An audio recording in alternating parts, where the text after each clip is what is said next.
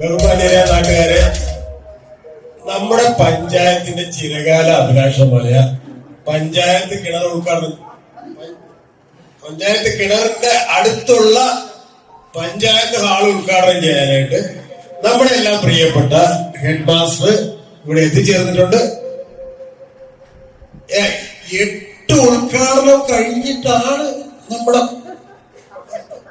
10 ഉദ്ഘാടനം കഴിഞ്ഞിട്ടാണ് നമ്മുടെ ഹെഡ് മാസ്റ്റർ നമ്മുടെ വേദിയിൽ എത്തിയിരിക്കുന്നത്. അപ്പൊ നമ്മൾക്ക് ഈ ഉദ്ഘാടനത്തിന് ഈ ഹെഡ് മാസ്റ്ററെ കിട്ടിയതിന്റെ വളരെ ഭാഗ്യമാണ് കേട്ടോ. അതിനെല്ലാം നിങ്ങളൊരു ബിഗ് കൈയ്യടി കൊടുക്കണം കേട്ടോ ഹെഡ് മാസ്റ്ററെ കിട്ടിയത്. പിന്നെ ഹെഡ് മാസ്റ്ററെ കുറിച്ച് ഞാൻ പറയുകയാണെങ്കിൽ ഞാൻ പറയുന്നതിനേക്കാൾ നല്ലത് പുള്ളിക്കാരൻ തന്നെ പറയുന്നതായിരിക്കും നല്ലതെന്ന്.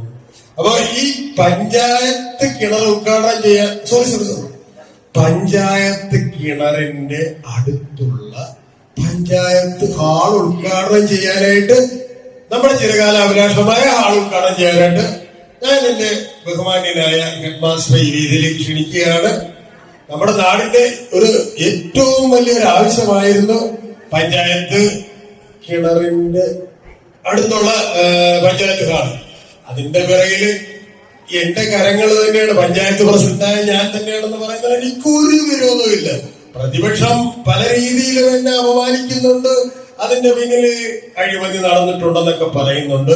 അതെല്ലാം വെറുതെയാണ്. ഞാനൊരു ബെൻസ് കാർ വാങ്ങാൻ വേണ്ടി ഒരു EMI-യുടെ ഒരു ചെറിയ എമൗണ്ട്, അത് ഡൗൺ പേയ്മെന്റ് മാത്രം, ഒരു 35 ലക്ഷം മാത്രമേ ഞാൻ അത് കൊടുത്തിട്ടുള്ളൂ. വേറെ ഒന്നും ഞാൻ ചെയ്തിട്ടില്ല. ഇനി എന്തെങ്കിലുമൊക്കെ ചെയ്തിട്ട് വേണം അതിന് മാസം EMI അടയ്ക്കാൻ. അതുകൊണ്ട് ഞാൻ കൂടുതലായിട്ടൊന്നും ദീർഘിപ്പിക്കുന്നില്ല. ഇതിനുശേഷം വിശദമായ കലാപരിപാടികളൊക്കെ ഉണ്ടായിരിക്കുന്നതാണ്.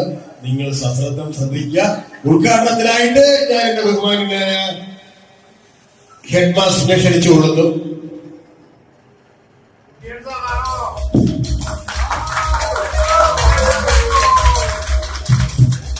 എല്ലാവർക്കും നമസ്കാരം.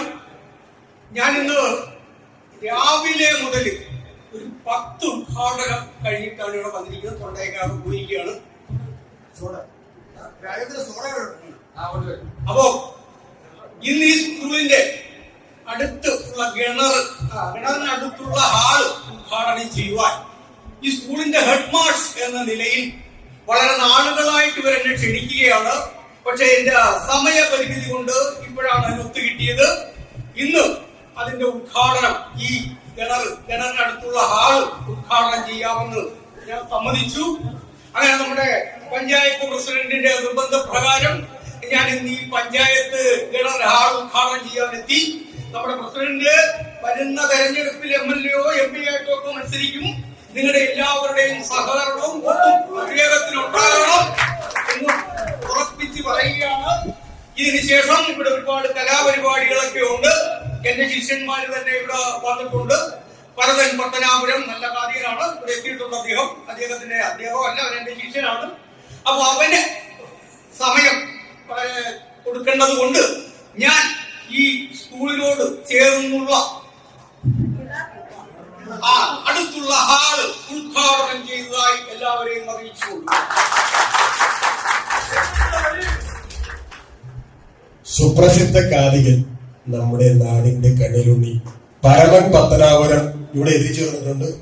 അദ്ദേഹത്തിന്റെ 90,000 ആണോ എന്ന് എനിക്ക് കറക്റ്റായിട്ട് അറിയത്തില്ല. എന്നാലും പരമൻ പത്തനാപുരത്തിന് ചോദിക്കാം. 900 ആണോ 1000 ആണോ എന്ന് അറിയത്തില്ല. എന്തായാലും പരമൻ പത്തനാപുരത്തിന്റെ ഒരു വളരെ ശ്രേഷ്ഠമായ ഒരു കഥാപ്രസംഗം നമ്മൾ ശ്രമിക്കാൻ പോവുകയാണ്. സദസ്സിൽ നിങ്ങൾ എല്ലാവരും പരമൻ പത്തനാപുരത്തിനോട് സഹകരിക്കണം. വളരെ വളരെ കഷ്ടപ്പെട്ടാണ് പുള്ളിക്കാരനെ ഞാൻ ബുക്ക് ചെയ്ത് ഇവിടെ കൊണ്ടുവന്നിരിക്കുന്നത്. അപ്പോൾ നിങ്ങളുടെ സഹകരണം പ്രതീക്ഷിച്ചുകൊണ്ട് ഞാൻ പരമൻ പത്തനാപുരത്തിനെ വേദിയിലേക്ക് ക്ഷണിക്കുന്നു.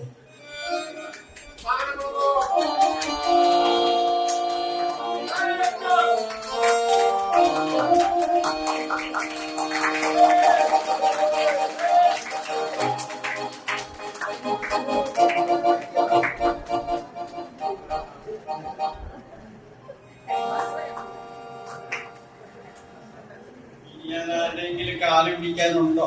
നല്ല കഥാപ്രസംഗമാണെന്നുണ്ടെങ്കിൽ ആരെയും കാല് പിടിക്കേണ്ടി വരത്തില്ല.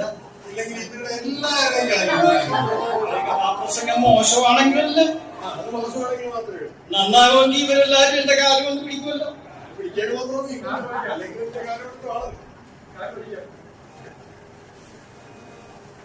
അപ്പൊ ഹെഡ് മാസ്റ്ററിന്റെ ശിഷ്യനല്ലേ?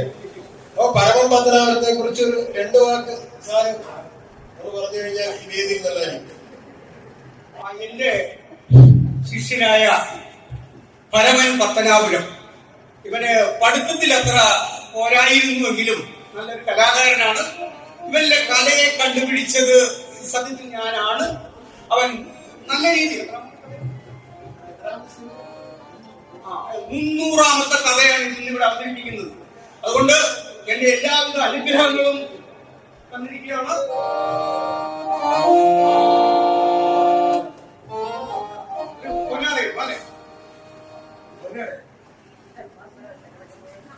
രാജ്യത്തിന് പൊന്നാടേക്കാടാ.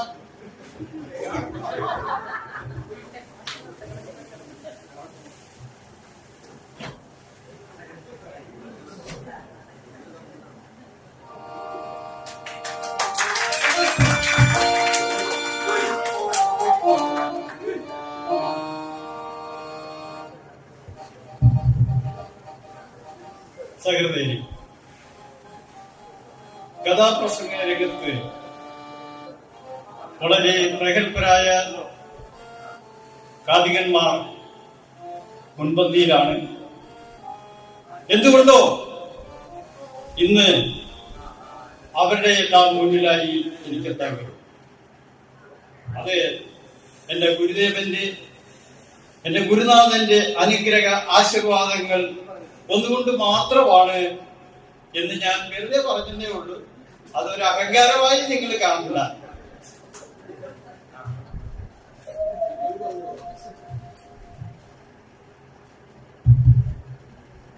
കഥ ആരംഭിക്കുകയാണ്.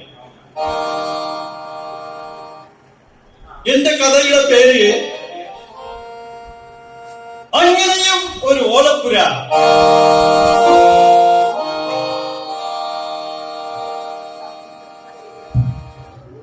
കഥാരചന പത്തനാപുരം ശശി. അത് വേറെ ആരുമല്ല, ഞാൻ തന്നെ. കഥ ആരംഭിക്കുകയാണ്. ഈ കഥ നടക്കുന്നത് ഒരു കൊച്ചു ഗ്രാമത്തിൽ, മനോഹരമായ കൊച്ചു ഗ്രാമത്തിൽ. അത് കേരളത്തിലെ മനോഹരമായ ഈ കൊച്ചു ഗ്രാമത്തിലെ ആണ് ഈ കഥ നടക്കുന്നത്. തിരുവനന്തപുരത്താണോ? അല്ല. കൊല്ലത്താണോ? അല്ല. തൃശ്ശൂരാണോ? അല്ല. ചങ്ങനാശ്ശേരിയിലാണോ? അല്ല. പാലക്കാട്ടാണോ? അല്ല. കേരളത്തിൽ തന്നെയാണോ? പറയാം. സ്വല്പം വിദ്യാഭ്യാസത്തിന്റെ കുറവുണ്ടെന്നോ. ഈ കഥ നടക്കുന്നത് കേരളത്തിലെ അതിമനോഹരമായ കായംകുളത്തുള്ള ഒരു കൊച്ചു ഗ്രാമത്തിലാണ് ഈ കഥ നടക്കുന്നത്. സഹൃദയരെ, നിങ്ങളെല്ലാവരെയും ഞാൻ ആ ഗ്രാമത്തിലേക്ക് ക്ഷണിക്കുക.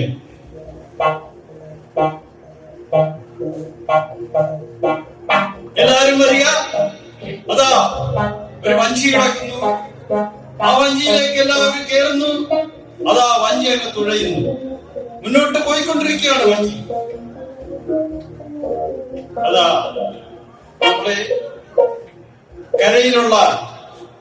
കരയിലേക്ക് വഞ്ചി എടുക്കുന്നു. ആ വഞ്ചിയിൽ നിന്ന് ഓരോരുത്തരൊക്കെ ഇറങ്ങുന്നു. അങ്ങനെ ഇറങ്ങി അങ്ങ് ദൂരെ നോക്കുമ്പോൾ കാണാം ഒരു ഓലപ്പുര.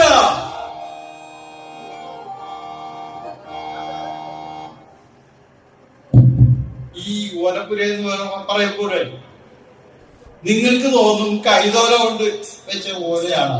അല്ല, നടൻ പൊലയാൽ മേഞ്ഞൊരു മൃഗത്തിന്റെ കൊലയിൽ നിന്നൊരു കൊമ്പുവാങ്ങി. ഒലയാൽ മേഞ്ഞൊരു മൃഗത്തിന്റെ കൊലയിൽ നിന്നൊരു കൊമ്പുവാങ്ങി. അതെ, വഞ്ചിയിൽ നിന്ന് എല്ലാവരും ഇറങ്ങുന്നു. ഓരോരുത്തരായി ഇറങ്ങുന്നു. അപ്പോ ദൂരെ ഒലയാൽ മേഞ്ഞൊരു കൊമ്പുമൃഗത്തിന്റെ കൊലയിൽ നിന്നൊരു കോമളാക്കി. അതെ, ആ സുന്ദരിയായ പെൺകുട്ടി നിൽക്കുന്നത് പനയോല കൊണ്ട് മേഞ്ഞ ഒരു ഓല കുടിലല്ല, പിന്നെയോ സാക്ഷാൽ നാളികേരം ഇട്ട് പാടി മുളപ്പിച്ച് നല്ല നാടൻ തെങ്ങിന്റെ കൊലയാൽ മേഞ്ഞൊരു കൊമ്പുമൃഗത്തിന്റെ കൊലയിൽ നിന്നൊരു കോമളാക്കി. അതെ സുഹൃത്തുക്കളെ, ആ സുന്ദരി നിൽക്കുന്ന ഓല സാക്ഷാൽ പനയോലയല്ല, പിന്നെയോ നാടൻ ചാരവും ചാണകവും വെണ്ണീരും എല്ലാം ഇട്ട് പാകി മുളപ്പിച്ച നാടൻ തെങ്ങിന്റെ കൊലയാൽ മേഞ്ഞൊരു കൊമ്പുമൃഗത്തിന്റെ കൊലയിൽ നിന്നൊരു കോമളാക്കി.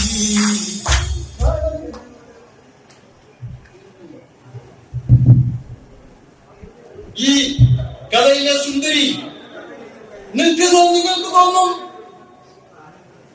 ടെറസ് കെട്ടിടത്തിന്റെ താഴെയാണോ? അല്ല. ഗവൺമെന്റ് കെട്ടിടത്തിന്റെ കീഴിലാണോ? അല്ല. ഹോസ്പിറ്റലിലാണോ? അല്ല. ബസ് സ്റ്റാൻഡിലാണോ? അല്ല. സാക്ഷാൽ കൊലയാൽ മേഞ്ഞൊരു കൊമ്പുമൃഗത്തിന്റെ കൊലയിൽ നിന്നൊരു കോമളാക്കി. ഈ കഥ പറയുന്നത് ആ ഓലയുടെ പണി ഓല പറയണ്ട. ഓല ഓല എന്നുള്ള വാക്ക് നീ പറയരുത്. നീ കഥ പറ. ഈ ഓല എന്ന് പറയുന്നത് തെറിയാണോ? തെറിയൊന്നുമല്ല. ഞാൻ പറഞ്ഞത്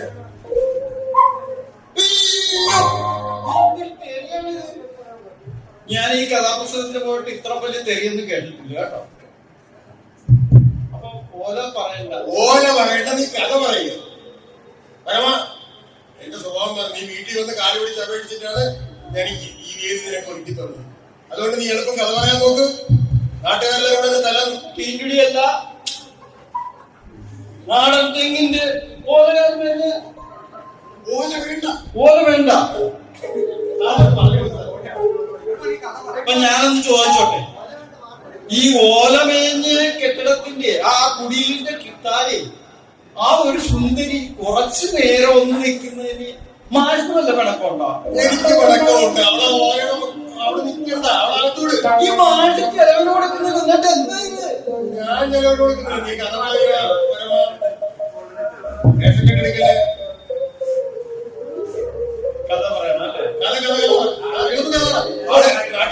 ഓല വേണ്ട, ഓല പറയണ്ട. ഓല പറയണ്ട, കഥ മാത്രം പറഞ്ഞാൽ മതി. ഓല പറയണ്ട. ഓല വേണ്ട. ഓലത്തുമ്പത്തിരുന്നുയരാടും വെള്ളപ്പങ്കിളി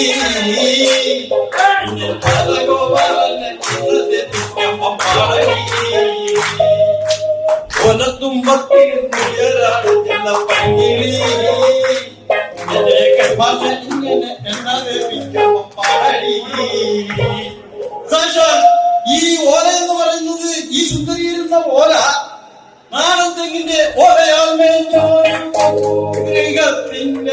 കൊലയിൽ നിന്നൊരു കോമളാക്കി. എനിക്ക് മനസ്സിലായി.